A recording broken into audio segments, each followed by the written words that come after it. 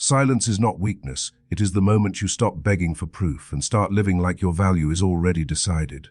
Most people talk when they feel afraid. They text when they feel uncertain. They explain when they feel misunderstood. They chase when they feel their grip slipping. But an avoidant does not hear love the way a secure person hears love. An avoidant hears pressure, an avoidant hears expectation, an avoidant hears, now you must show up, now you must feel, now you must be accountable. And that is exactly why your silence becomes the one thing that shakes them. Because silence removes the noise they used to hide behind, and it removes the control they relied on to stay comfortable. Think about how the pattern usually goes. You reach out, they pull back. You ask what's wrong, they say nothing, while the distance grows. You try to fix the mood, they act cold. You offer softness, they offer vagueness. You give more words, they give fewer. And without even realizing it, you become the emotional engine of the connection. You become the one who keeps it alive.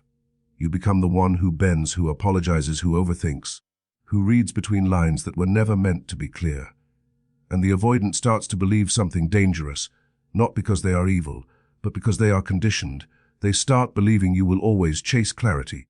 You will always rescue the silence. You will always do the work that makes them feel safe without them having to risk intimacy. So when you finally choose silence, it doesn't just become no contact. It becomes a psychological event. It becomes a sudden loss of your emotional labor, and emotional labor is the invisible currency that kept the avoidant calm. When you were available, they could pull away and still feel secure because they knew you would return. They could go cold and still feel powerful because they knew you would warm it up. They could delay, ignore, and disappear in small ways because they trusted you would keep the thread from snapping. That is control, not always in a cruel way, but in a nervous system way, because their safety was built on your predictable pursuit. Silence changes the rules instantly. Silence says, I am not going to chase you into presence. Silence says, you don't get access to me while giving me confusion. Silence says, I will not audition for respect. And that message lands in the avoidance system like a door closing that they assumed would always remain half open. It triggers the one thing they hate, feeling uncertainty. Because now they cannot read you. They cannot track you. They cannot rely on your predictable giving to reassure them that they still matter, that they still have influence, that they still have the upper hand in closeness. And here is the part most people miss. Silence is not just absence, it is a mirror. When you stop reaching, you stop distracting yourself with effort, and suddenly you see what is real. You see how much you were carrying. You see how often you were the only one trying to create safety. You see how quickly they adapted to you being the one who holds the relationship together. Silence reveals the truth without one argument, without one long paragraph, without one emotional breakdown. It reveals the truth, because if someone truly values connection, they don't only show up when they feel like it. They show up because they care about impact. They care about how their distance affects you. They care about repair, not just relief. Avoidants fear silence for one main reason: it removes their ability to manage the distance on their terms. When you are talking, they can answer with crumbs. When you are reaching, they can respond with half effort. When you are emotional, they can label you as too much and step back feeling justified. But when you are silent, calm, and consistent, there is nothing to argue with. There is nothing to twist. There is no emotional chaos for them to ride. There is only a new reality. You are no longer accessible without respect. You are no longer available on demand. You are no longer proving you are worthy of being chosen. That's why silence feels loud to them. It's not your words they miss first, it's the control they lose first. It's the ability to pull away and still keep you orbiting. It's the comfort of knowing you will make the relationship feel alive, even when they are emotionally absent. Your silence forces them to sit with the echo of their own behavior. It forces them to face the fact that the connection was being held up by your effort, and now that effort is gone. And without your effort, they have to feel what they avoided, the possibility of losing you for real. Ladies and gentlemen, the moment you choose silence is the moment you stop negotiating your worth. It is the moment you stop trying to be understood by someone who benefits from misunderstanding you. It is the moment you stop offering love as a currency to buy consistency. Silence is the cleanest boundary because it is not aggressive, it is not dramatic, it is not begging for a reaction. It is simply self-respect in motion. And self-respect is the one language an avoidant cannot ignore, because self-respect changes your posture, your timing, your standards, your availability, and your entire energy. So when you choose silence, you don't just step away from a person, you step away from a pattern that was starving you. You step away from the version of you that kept explaining, kept hoping, kept waiting, kept shrinking. And the reason it is so powerful is because silence does not ask them to change. It forces them to face the consequences of not changing. They didn't miss you at first, and I need you to hear that without letting it crush your heart, because it's not an insult to your value. It's a revelation of their wiring. An avoidant can care about you deeply and still detach when the emotional temperature rises because their system learned a long time ago that closeness equals pressure, that dependence equals danger, that needing someone equals losing yourself. So when you step back and choose silence, the first thing that happens in them is not romance, it's relief, a quiet exhale, a sense of space returning, a feeling of good. The intensity is gone. And that is exactly why so many people break no contact too early, because they assume that if the avoidant doesn't react instantly, it means they never cared. But the avoidant's feelings don't move like your feelings. Their feelings arrive late, in waves, after the nervous system stops bracing. At the beginning, what they miss is not you, it's what you provided. Your presence was regulation. Your effort was comfort. Your consistency was a stabilizer they didn't have to earn. You were the one who kept the connection warm when they went cold. You were the one who made it safe to disappear and still return. You were the one who carried the emotional weight, so they could enjoy intimacy without responsibility. And when you're gone, the first absence they feel is the absence of that emotional labor, because it was silently doing the work of holding them together. That's why their first reactions can look confusing. They might post like they're thriving, they might act unbothered, they might seem lighter, more social, more free. They might even start something new quickly, not because you meant nothing, but because distraction is their drug. Avoidants do not process pain by sitting in it, they process pain by escaping it. They move away from feelings the same way someone moves away from fire, automatically, instinctively, with survival in their bones. And if you don't understand that, you'll personalize their detachment as proof that you were not important, when the real truth is your importance is exactly what made them shut down. Because you were not casual to them. You were not a simple experience. You were a real mirror. And real mirrors scare avoidants, because real mirrors show them what they try not to see, their fear, their inconsistency, their inability to sustain closeness without control. So in the early phase, they don't miss you the way you want them to miss you.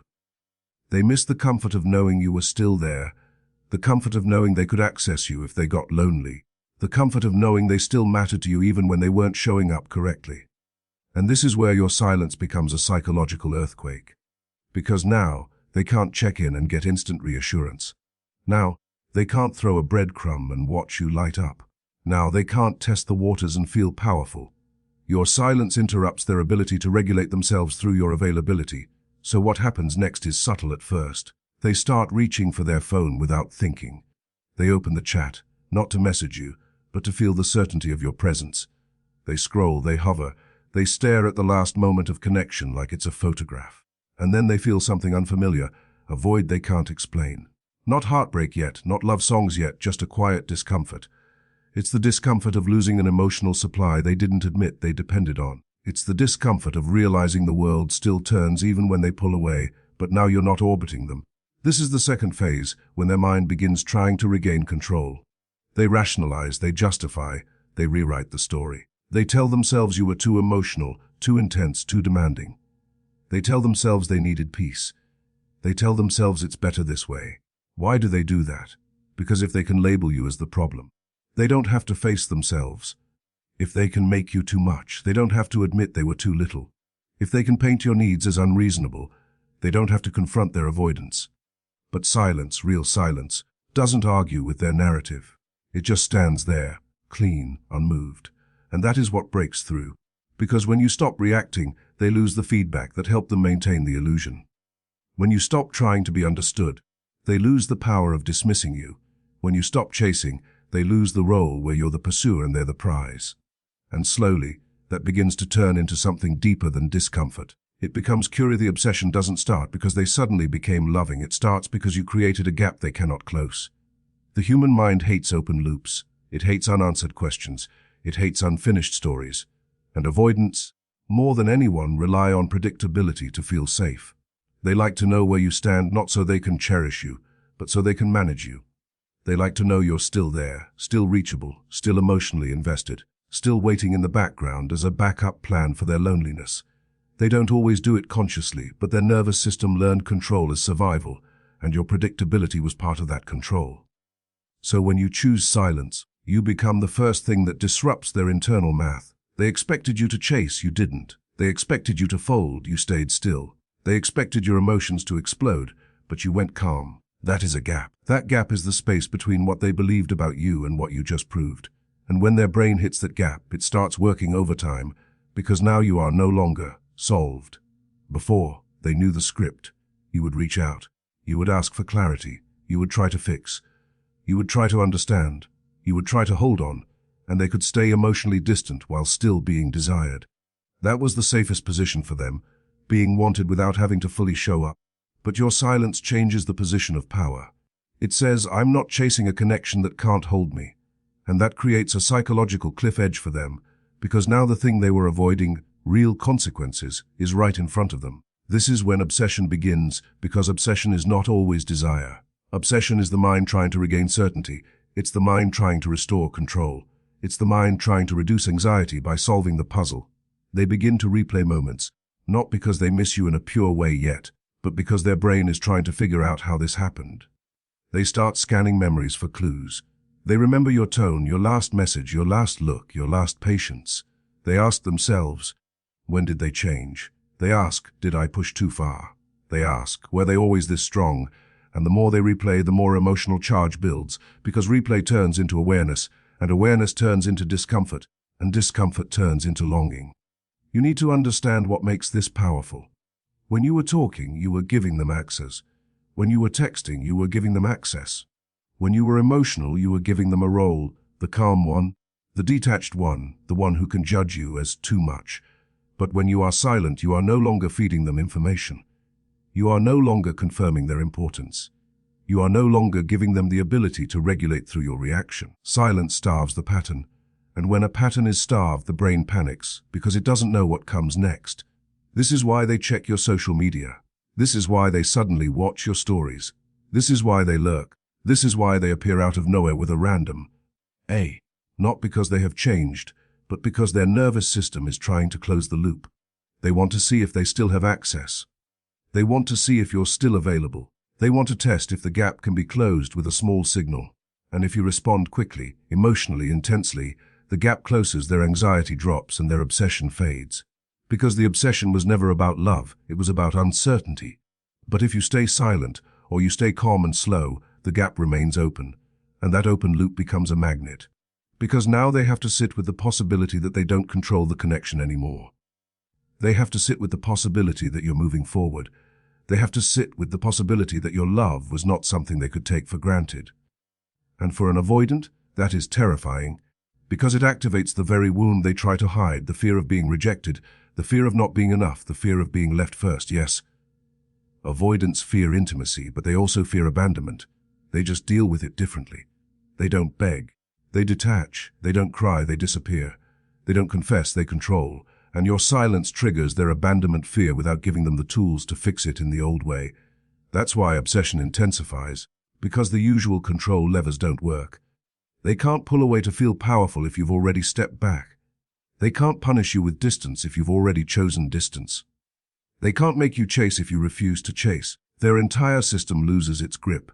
And ladies and gentlemen, here is the most important part. The gap doesn't just create obsession in them, it creates power in you. Because the gap is where you finally stop feeding what was starving you. It is where you stop handing your attention to someone who only values it when it's disappearing. It is where you stop proving your worth and start embodying it. The gap is not a weapon, it's a boundary. It is a statement that your presence is earned, not assumed. So if you want the obsession to fade into either real effort or complete exit, you hold the gap. You don't fill the silence with explanation. You don't soothe their anxiety for them. You don't rush to make it comfortable. You let them feel what they caused.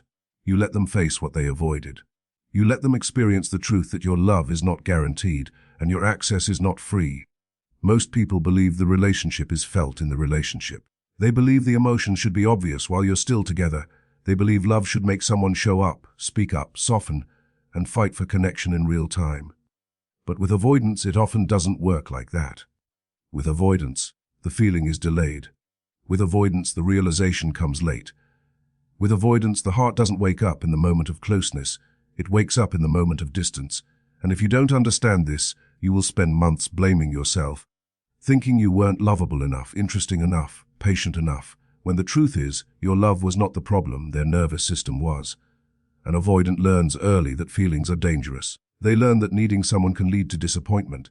They learn that depending on someone can lead to pain. So they build a system, not a romantic system, a survival system. In that system, closeness triggers alarms. Intimacy feels like pressure. Vulnerability feels like exposure. So even when they want love, their body reacts like love is a threat. That's why in the moment you ask for emotional clarity, they feel trapped. That's why when you ask, "Where is this going?" their chest tightens. That's why when you want a deep conversation, their brain tries to escape. Not because you're wrong, but because their nervous system equates depth with danger. So while you're still present, they stay busy managing the closeness. They focus on controlling the distance. They focus on keeping a safe emotional gap so they don't have to fully surrender. And because they are busy managing, they are not fully feeling. They might enjoy you, they might care about you, they might even imagine a future with you. But the moment intimacy becomes real, their defenses rise. Their mind starts scanning for flaws. Their emotions start shutting down. They become critical, distracted, cold, or confused. They tell themselves they need space. They tell themselves they're not sure. They tell themselves you're too intense, because those thoughts create distance, and distance creates relief. That relief is the trap. Relief tricks them into thinking they made the right choice. It's like someone leaving a warm room because they can't handle the heat, and the cold air feels good at first. That's what happens when they pull away from you. They feel lighter. They feel free. They feel less pressure. They feel like they can breathe. And they mistake that relief for certainty. They mistake that emotional numbness for clarity. They mistake that space for peace. But relief is not peace. Relief is just the nervous system calming down after running from closeness. Now here's the shift, and this is where your silence becomes the trigger that changes everything. When you stop chasing, when you stop texting, when you stop trying to fix, when you choose silence, something strange happens. The avoidance nervous system finally relaxes enough to feel what it suppressed.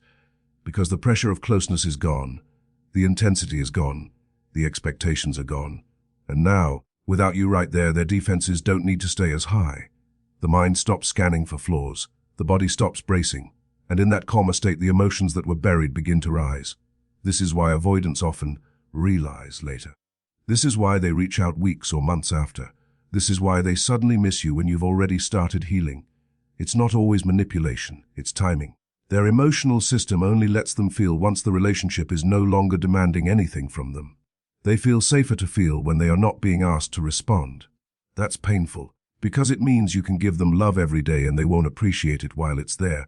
But the moment you pull away, your absence becomes loud enough to reach them. And you might think, so I had to leave for them to value me. In many cases, yes, because while you stayed and kept trying, you were feeding the illusion that they could keep you without effort. Your presence made it easier for them to avoid the consequences of their avoidance. Your consistency became a cushion, and cushions make avoidance sleepy. But your absence removes the cushion. Now they feel the empty space where you used to be. They feel the gap in their day. They feel the silence at night. They feel the lack of warmth they assumed they could access any time. They start remembering the moments you cared. They start remembering your loyalty, your softness, your patience. And this memory hits differently because it is no longer tied to pressure. It is tied to loss. The mind says, I was overwhelmed. But the heart says, that person loved me. The ego says, I needed space. But the soul says, I might have messed up. And that is where regret starts forming, not instantly, but slowly, like a storm building behind the clouds. Ladies and gentlemen, this is why your silence matters so much, not to punish them, not to manipulate them, but because it puts reality back where it belongs. It stops the relationship from being held together by your effort alone. It forces them to face what your presence was doing for them. It forces them to confront the truth that love is not just something you receive, it is something you respond to, protect and honor. And when they finally feel it after you stop, it becomes the most honest feedback you will ever receive about what you meant. Because the feelings that rise in the quiet are the feelings they couldn't hide behind distraction anymore. When they come back, it rarely looks like the apology you dreamed of. It rarely sounds like, I was wrong, I hurt you, I miss you, I want to do better. That would require emotional maturity, vulnerability, and the willingness to be seen. And that is exactly what avoidants struggle with most. So instead of a clean confession, they come back sideways. They come back quietly. They come back with something small enough to protect their ego, but strong enough to test your door. A simple, hey, a random meme, a like on your story, a how have you been, that sounds casual but carries weight, a question they could have answered themselves, a message that pretends nothing happened. And you have to understand why they do this, because if you misread it, you will give away your power in seconds. This is not always love. Often it's a test. Avoidants are deeply afraid of rejection, but they are equally afraid of responsibility. So they return in a way that gives them maximum safety and minimum exposure. They want to know if you're still there, but they don't want to risk being embarrassed. They want to feel your warmth, but they don't want to offer accountability. They want to see if the old dynamic still exists, where they can re-enter without repair, where they can access you without changing. So they test, because tests protect their pride. If you respond fast, emotional, eager, relieved, they get an instant answer, I still have access. And that answer calms their nervous system immediately. That's the part many people don't realize. Your quick response doesn't just make them feel wanted, it makes them feel safe. Because it restores the old pattern, it tells them the door is still open, the consequences were temporary, your boundary was negotiable, and your silence was not a standard, it was a phase. And once their nervous system relaxes, the urgency fades. That's why so many people experience this painful loop. The avoidant reaches out. The person responds with their heart wide open. The avoidant warms up for a moment. Then they vanish again. Because the reach out wasn't a commitment, it was regulation. It was them touching the connection to calm their anxiety, not to rebuild the relationship. Now, I'm not saying every avoidant is calculating like a villain. Many of them are not conscious of this. This is nervous system behavior. This is protection behavior. This is someone who wants connection, but only in a form that doesn't threaten their independence or expose their wounds. They dip a toe in, then pull back. They want closeness, but they fear being expected to maintain it. They want you, but they want you without the discomfort of emotional responsibility. And your job, if you want to protect yourself and change the dynamic, is not to punish them. Your job is to see the test for what it is. A test asks, will you still rush toward me? A test asks, can I return without owning what I did? A test asks, will you lower your standards the moment I appear? A real return looks different. A real return has clarity, a real return has effort, a real return has repair. A real return doesn't just check if you're there, it checks if you're okay. It acknowledges the distance, it acknowledges the impact, it acknowledges your feeling. It doesn't hide behind casualness, it steps into truth. It doesn't act like nothing happened, it takes responsibility for what happened. So when they reach out with a breadcrumb, you have a choice that determines everything. If you respond like the old you teach them that minimal effort still gets maximum access. You teach them that they can re-enter your life like a thief in the night, grabbing comfort and disappearing before daylight. You teach them that your silence was just an emotional tantrum, not a boundary. But if you respond with calm, with pace, with grounded energy, you communicate something new without even trying. You communicate, I am not the same person you left behind. You communicate, I don't hate you, but I also don't abandon myself. You communicate, you want me, you show up correctly. And here is where it gets intense. Because the avoidance nervous system will feel challenged by that. They will feel the pressure they used to avoid. They will feel the discomfort of stepping up. They will feel the vulnerability of having to be consistent. And that is why some of them disappear again. Because the test didn't work, the old pattern didn't return, and they don't know how to meet you at this new level. But for the ones who are capable of growth, your response becomes the turning point. They realize you're not playing. They realize you're not chasing. They realize access to you now has a price, respect. Ladies and gentlemen, this is why the comeback is not the moment you collapse into hope. It is the moment you observe. It is the moment you measure the energy. It is the moment you ask, is this a real return, or is this a nervous system reaching for comfort? Because your heart wants a reunion, but your life needs a standard. And the standard is simple. Anyone can say hey, but only someone serious will come back with clarity, consistency, and the courage to repair. Silence becomes a filter when you stop using it as a moment and start living it as a standard. Most people go quiet as a reaction. They disappear to make someone feel something. They hold back to force a response. They call it no contact. But inside they're still gripping, still waiting, still checking, still hoping the other person will finally get it. That kind of silence is not power, it's pain in disguise. Real silence is different. Real silence is when you are not trying to win them back. You are trying to win yourself back. And once you reach that point, something changes, not just in the avoidant, but in the entire dynamic of your life. Because when you choose silence with self-respect, you stop feeding what was starving you. You stop giving access to someone who delivers confusion. You stop rewarding distance with devotion. You stop proving your value to someone who benefits from keeping you unsure. And the moment you stop doing that, the silence stops being absence, and it becomes a test of truth.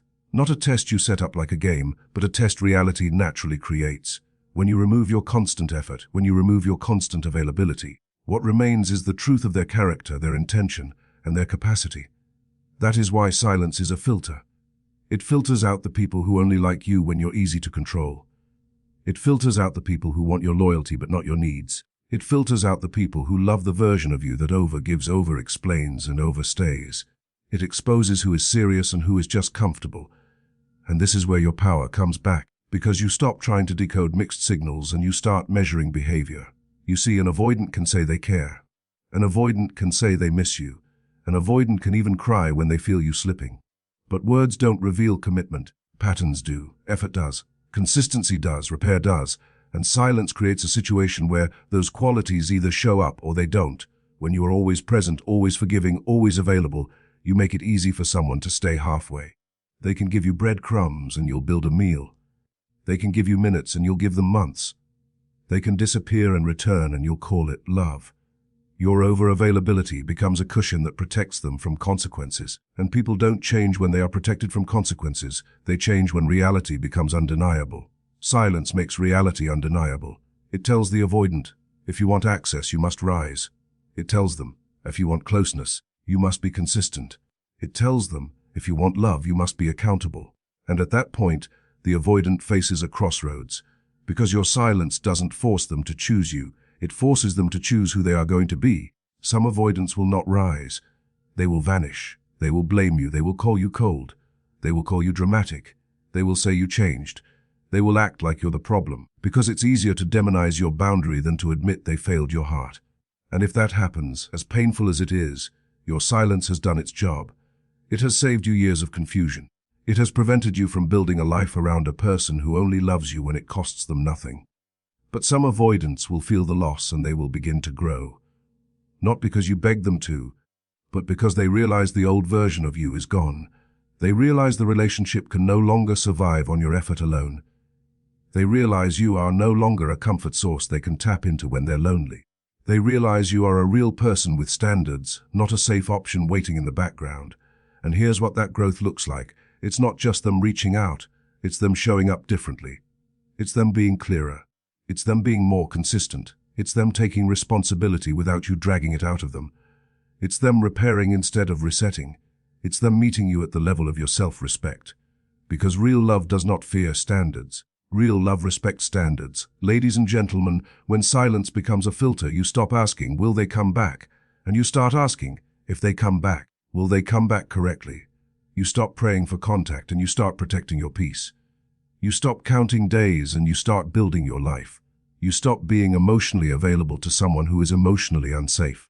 And that is the moment your energy changes, because you're no longer being controlled by hope.